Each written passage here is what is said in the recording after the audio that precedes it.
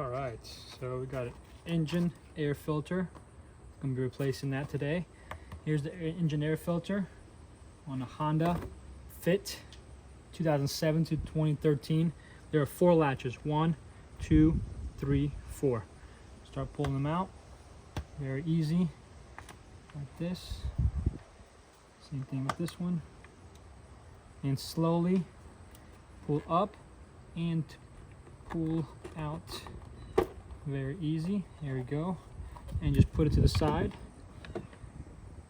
Here is your filter, engine filter. Looks clean, but this is where all the dust and all the mess is at.